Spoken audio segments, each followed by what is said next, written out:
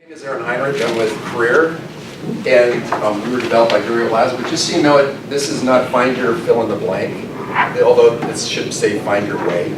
So just so you know. So before I get started, I just want to ask a quick question. How many people here, by the time you got into high school, knew what you wanted to do when you grew up? Nobody, right? And maybe if you figured it out, maybe there were parents, family, friends, or you just winged it. But imagine if you had an app that would help you figure that out and answer that question. So that's what we're going to be doing. There are actually 50 million Americans searching for college programs to help them answer that question. What we do as a free mobile app, we actually match them with careers and then connect them to college programs via chat. What we're doing is we're reinventing a $7.2 billion marketing program, which is what the combined spend is of colleges, universities, and trade schools on marketing to try to get people to go to those institutions. The biggest problem is of those 50 million people that are searching for degree programs, only 20 million of them are actually going to end up going to college. When you look at what they're actually doing, 8% are using a mobile device to try to find that information, but only about half of the colleges, universities, and trade schools actually have websites that are mobile responsive. The majority of the people that are searching are actually searching for degree programs, not for colleges. So you can imagine there's a lot of frustration out there, both on the part of the people that are searching and on the part of the universities, colleges, and trade schools. So what's the opportunity? It's a $7 billion market. Like I said, this is actually the combined spend of what these different institutions are spending to try to get people just to respond, to try to get new applicants, to try to get people in the door. It's highly fragmented, as you can imagine. It's pretty inefficient, particularly if you're spending anywhere from $2,400 per student, or just to get somebody to enroll, up to $25,000 if you're involved in any kind of an email campaign. Again, this is highly inefficient, something that we're trying to address with our app. So the competitive landscape back in the high school side is there are a lot of different companies that have a software model or a subscription model, and they're charging a per seat license fee to get people, primarily the guidance counselors or high school counselors or teachers who are involved in guidance counseling, to use their software. But what most of these are doing is just facilitating the admissions process. They're not actually helping kids answer that question, what do I want to be when I grow up? It's just helping push the paperwork through. So even if some, by virtue of what they're called, say career in it, they're really not helping from a career standpoint. There's no real assessment there. They're just saying, here's the colleges, universities, and trade schools you can look at. So just to give you a quick peek at what career is, what we've got is a 3 to 5 minute assessment. That's all it takes. This is an assessment that's been boiled down from about a 2-hour assessment. So there's a lot of science that's been built into this. So this is just one screenshot from that. So there's a series of questions that ask you to like, dislike, prioritize. Some of them are just verbal. They're just sentences, and you can rotate them through and prioritize them. So after you're done with this, again, it's all done on your mobile device. You're going to get something like this. So you're going to see this kind of spider web, and it's going to give you a kind of a look at what 6 different areas are. So it would take the top 3 areas from this, and then it's going to show you a list of careers. So each one of these careers then are going to be something that comes out of how you actually responded to that assessment.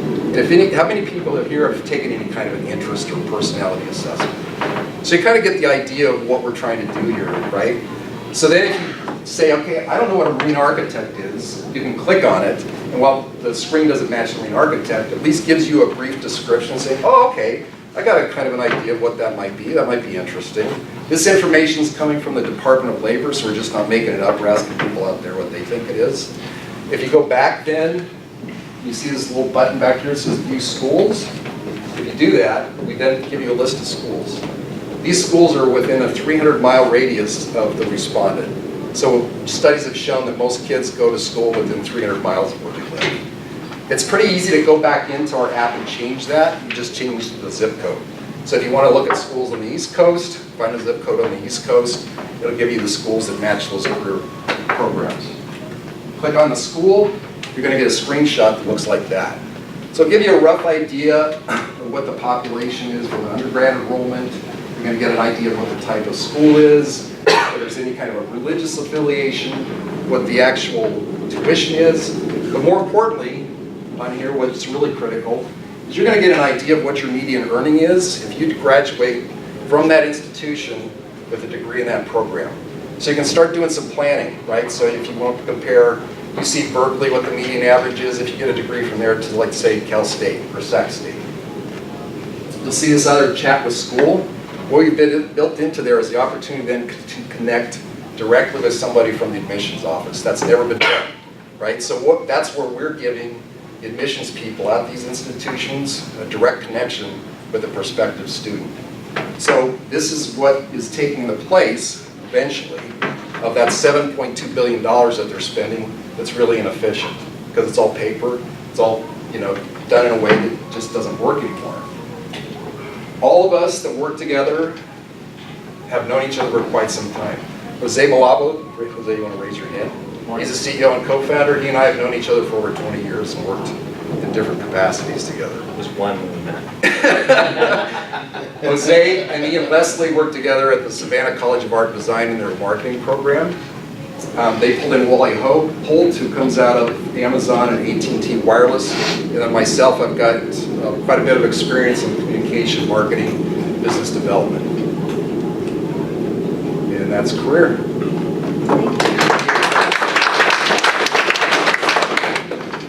So how can this community help you? Sure. So there's two ways.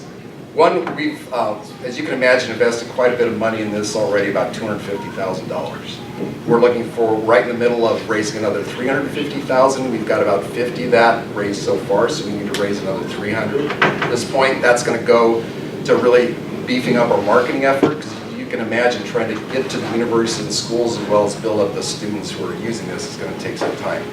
The other one is to get students to use it. We've got about, what, 3,100? We're using it at this point. We formally launched earlier this spring, so those would be the two primary.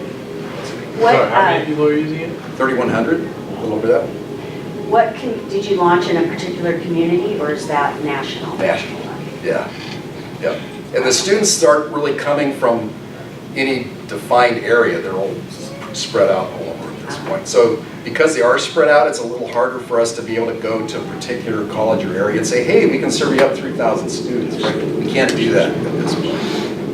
Okay. All right, I'll open it up to general questions. Yep. So what's your potential revenue model? Go ahead, say. So we're monetizing the higher ed side. We fundamentally believe that providing access to research and tools like this to any student of any background is key. So we don't want to charge high school kids or their parents, which is the current model, is to charge high schools. That means the schools that can buy Naviance and career cruising tend to be the affluent schools, the schools whose kids probably don't need it. So our model is completely opposite. The revenue model will be to charge per chat. We're giving away some freemium on that, but our strategy on pricing is very aggressive market minus. We're going to take the knees out because customer acquisition in Google PPC, roughly $100 per person, we're going to go at a quarter of that. And then we're going to have other pricing models. Because a lot of higher ed doesn't want to chat. We're going to let them download at a premium. I'm going to punish you for downloading weekly. Go ahead. So what are some of your ideas about how to reach the students? Because that's your the key value you're selling to the colleges, right? Yeah. You need a large enough network Right. in order to make that valuable to your That's a good question. So originally we thought that high school guidance counselors were going to be our primary gateway. That hasn't proven to be the case at all. So this is some insight we can provide to you because there's a whole variety of reasons that that's the case. One, it's because they aren't really empowered to do this as much as you would think that they would be. In other words, there's nobody within the high school that's saying you need to use career, right? They will if they've had to pay for it, like a Naviance or career cruising or something. But there's nobody other than a principal that these guidance counselors answer to. The other thing is that they're getting hit up weekly by similar types of apps or programs or whatever say, hey, we can help you and your kids figure out what this is. So they're just inundated and they just can't. So what we got right now is a SEM and SEO program going to try to reach these kids. And we're also reaching out to more national organizations. So we just had a call yesterday with Boys and Girls Club. We're trying to figure out how to do something with them. We've got a meeting tomorrow with the Sacramento County Office of Education to work on a 400 student pilot with them. So somewhat's one-off. So again, if we can get the additional money to beef up our marketing, we can go broader. Yeah. Just nuance it. Yeah. So, we we've actually been doing PPC for the last 2 months. Our customer acquisition costs are under $2. So our margin on that, potential margin is 98%. So we've been pretty good in terms of learning. Just because our CMO has been doing this for so long. We've been doing targeted southeast and northeast customer acquisition. It's fascinating, but other than the cost, what we learned is that we were right in terms of we want our students to do this on their own dime. We're getting conversions at midnight where kids are in their beds with their iPads trying to chat with schools, and that's counterintuitive to most of higher ed marketing that thinks they're going to sit at a guidance counselor's desk. What's PVC? Paper thing. Okay. You can stand up front too, if you're going to be No, I'm good. answering questions. But then you're gonna be on camera with me. Go ahead. I was wondering if you partnered with any online schools, any MOOCs like Udemy or other ones where that would really be valuable for them, for you. That's an interesting idea. We haven't talked about that. Yeah, thank you. I mean, I think that's a Yeah. valuable proposition. Yeah. for partnership. The other groups that we're reaching out to are like the Future Business Leaders of America, the FBA, the Future Farmers, the DECA, those types of groups that all of us that, kind of joined or did something with when we were in high school. Because again, if we can get somebody at that national level with students that don't have all the bureaucracy that the high school's counselors are having to deal with, we're trying to super kind of go past that. Any other questions? Go I ahead. have a question. So I'm a student and I log in and I take the test and it says I'm gonna go into business. Do I have an opportunity to talk to someone in the business department or is it just admissions to tell me like Just more about admissions. business? And they would be able to then say, okay, what kind of business are you interested in, start having more of a dialogue. So it would kind of drill down a little bit more to get a sense of that. So they would be like a career coach in a sense, tell me more about the program that they offer for that particular degree. Right, Okay. right. Go ahead. So with the chat functionality, you're making it easier for potential students all around the country to get in contact with the admissions department. Yes. Do you see that as potentially introducing a scaling issue where the admissions department now has more people that they're trying to have the communication with than they have the staff to? We hope. Yes, that would be a good problem to have. Right. And have you looked into things like conversational chatbots and the other AI technologies that would enable you to get Yeah, good to the question. tier 1 Go scale? ahead. I can't see this, so Yes, go ahead. I don't like to stand next to Aaron, it just shows how short I am. You can stand on the stage. That's really There you awkward. go. So, yeah, our CTO comes from Amazon, and we really wanted to introduce chatbots for what you're talking about, but also to kickstart the conversation. This is where it's a little awkward, because I think a lot of high schoolers aren't really adept at starting conversations, and where we have to invest more in product, and that is, you click chat, and if you don't know what to ask, it's just this blinking cursor, which is like social awkwardness, right, on the phone. But I think, what was the first part of your question? Well, so it was just The scaling issue. potential problem For is the if scaling. the Yeah. schools to scale. There was a really good email from, I could say this, CSU Long Beach. They had 90,000 applicants, right? Which is a great thing. If you get, especially when I'm a CSU graduate, so I can say this. They have natural feeder networks in Cal State, right? 90,000 is great for cosmetics, but it's terrible, really, because you're overwhelmed. Who's going to respond to all that? His mental block was, we don't chat with them. And then I said, well, we took the time to email us back. It's the same thing, right? So what we built was a portal that's a sister product to the app, so that they can chat with them at any time they want. And they can turn off their option. Unlike email, which is really abused.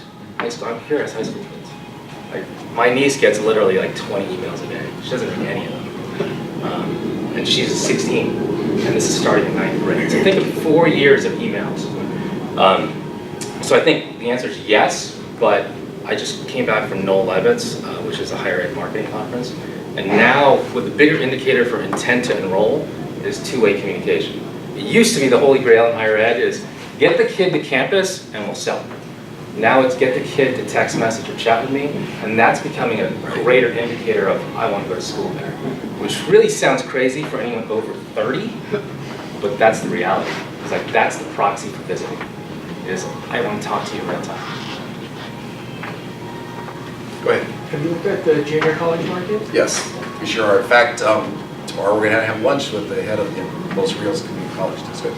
The app calls on College Scorecards API, which includes, Aaron talked about VOTAC, so we're agnostic to colleges, we're named career for a reason, so all 4,500 schools are, they're algorithms based on performance. So that's one thing we can talk about. We'll recommend the best schools with the best graduation rates and placement rates and performance rates for that major.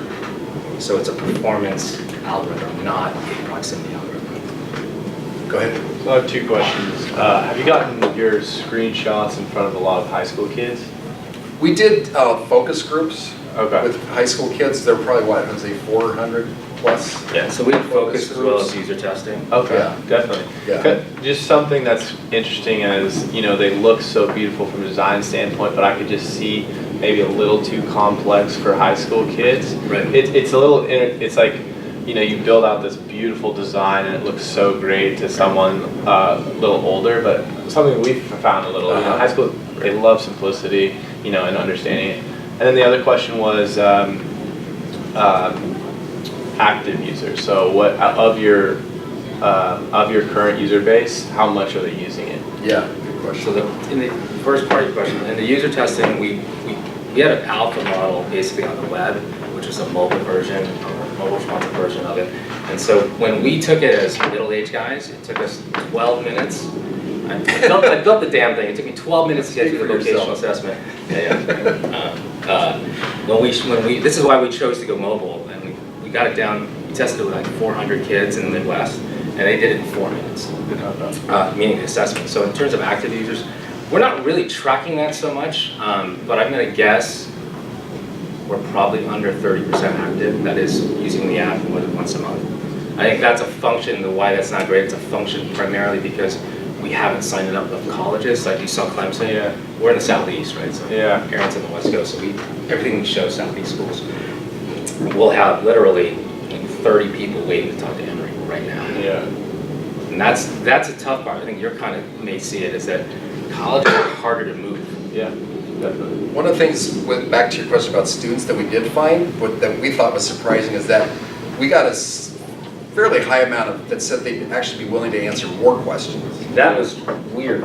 Because we thought, well, and then because we had science, we actually had scientists help us boil down, given tests that were already widely accepted into what we already have. We've got, I don't know what other questions we'd ask, Yeah. right? That I don't know was what very other odd. we'd ask that would be helpful. They overstate, so to your point, I completely agree with you. They thought it was so simplistic that it wasn't credible because they're used to these 400 question, vocational assessments. We use the same psychometrics and psychology team. Some of the people that built the state-of-the-art were on our team. But feedback was, it was too easy. And I was like, seriously? You want me to ask? So we actually might throw some vanity questions in there just to make them feel better that it's scientific. It was bizarre. It was very counterintuitive to us. Yeah, go ahead. Have you thought about adding, it sounds like it's mostly based around your career. Have you thought about expanding it to other things like software, like what type of campus, what type of, other things about school that they're interested in? Yep. I'm going to channel Ian on this. Ian and my co-founder at CML, we ran marketing for a design school, one of the biggest design schools in the country. Our growth was phenomenal. We were doing double digit during a down market. And it was largely on that. It was we have great tanning beds and great food. And so the nice answer is no. We think there's a great amount of information on Google, say who has the best party schools. We just don't have. Well, to the point, one of There is. the research shows that most of the kids now are researching schools for careers, not for that. So it kind of flies in the face of what you would think. Yeah. But a lot of these kids, keep in mind, grew up with parents who lost their jobs, uncles and aunts who lost their jobs, big brothers and sisters who lost their jobs. So their big overriding motivation is, where's my job? So what kind of career am I going to get? And I'll put all the other stuff aside that most of us would have thought about or important. Yeah. So it's not as much. Really, this is really familiar. I don't know if you partnered or looked at Degree. Are they competitive or in that they're Degree? I've heard of them. I think PathSource is probably the biggest native. So on partnerships where they're looking for tech skills and the rise and stuff like that. Yeah. You can have other ways of measuring your skills, like you took 6 months of this computer course. Mm-hmm. In that, I think your most valuable, one of your other valuable propositions is not with just the colleges, but with some of these online degree, I think they just Yeah. up to $100 million where they have open APIs where Yep, you could talk to them right from San Francisco, and I think they'd be happy to yeah, look at what you're doing and integrate that app. Because more and more, it's not just one single, there's a whole ecosystem. yeah. Yeah. Well, that's what we want to do, is we want to show these students that there's all kinds of choices out there. They don't have to go to a four-year school if they don't want to. Or they don't, let's say they think they should be in computer programming, but they've got a creative bit. And they go through the assessment and say, oh my gosh, I didn't know I could be in computer animation. And, and so all of a sudden that opens up to them. So it's all about showing these people that there's a lot more choices and options out there than they may have thought when they're looking to answer questions, what do I want to be? Go ahead. An area of the market that you can definitely address is actually just students already in undergrad programs, like first and second years, where they're very much into working for the right career path, but they still have the option of transferring. Yeah, yeah. And I think that would be an easier market to kind of scale for us to make it expanding. That's a really good point. We've talked about that. We just haven't pursued that yet, because you're right. I didn't quite understand. What was it again? So first and second year students already in undergrad programs, they're already looking at what they're going to do. They don't have necessarily much direction on maybe school transfer to Yeah. or options for them. And they're already with a career mindset already. Yeah. Whereas Yeah. I'm maybe a little less, Yeah. aggressive in finding career paths. Yeah, yep, good point. No, go ahead. I was thinking on his, because I mean, I really didn't know what I wanted to do career-wise besides playing baseball was what I Yeah. wanted to do. And then I was thinking if you could scale it into maybe even like master's programs or different things like that, because for me that was when I was going to decide actually what I wanted to do was Yeah. higher education. Yeah, that's a good point. Yep. Go ahead, Russ. I mean, even with your guys' dashboard that you have now, not even thinking about master's programs, but the Yeah. number of kids that are freshmen and sophomore in college and trying to figure out what they want to major in, Yeah, your dashboard would help them immensely. absolutely. I think that was kind of your point too. Yeah, Yeah. just with an undergrad degree, Yep. not even transferring schools. Yeah, yeah, that's a good point. Number one major in college as freshman, undecided. Yeah. Yeah, I just want to get there, really. Did you have one in the back? Actually, I just want to ask a similar question. But those out loud. Actually, I want to mention, but it sounds like once you mentioned about the college, how would they stay with that? Oh, that's a good question. So on the product roadmap, in our longer deck, we have this product roadmap. It's all investing in engagement. One of the things that we did early on was we met with admissions and marketing teams at major schools. And then the next sort of nuance is how do we keep the users on for 4 years? Right. It's really selling this into a student services. One of the biggest challenges that big campuses have is I want to communicate, let's say you're all my students, I actually have to email you. And they don't answer emails. I sat in rooms with students, they're like, I literally just got 5 emails from you guys. Why are you emailing me? And so it's going to become a communications vehicle to track. It sounds crazy, even in small campuses, they don't know where you are. And so you get 5 deans, 5 professors and your clubs all emailing these kids. So what we're going to try to do is turn this into basically what it is. It's a communications vehicle. So we sell it into student services versus academic admissions. But that's, honestly, that's the long tail. Two small things when you mentioned future farmers of America and those type of groups, I would consider looking into a National Honor Society as well. Oh, yeah, It's really cool. yeah, that's a great idea. And then career centers at schools. I know the career center was the big sell, so if this is something Yeah. that they could offer instead of making time. What was that last one? The career Career centers? centers. Within a campus? Yeah, Because I still get those emails from my school. I'll sometimes look at what jobs there are. Okay. Okay, That could be great. tied. Yeah, good. Anybody else? Any other questions? Last chance. Going, gone. All right, thank you. Very much.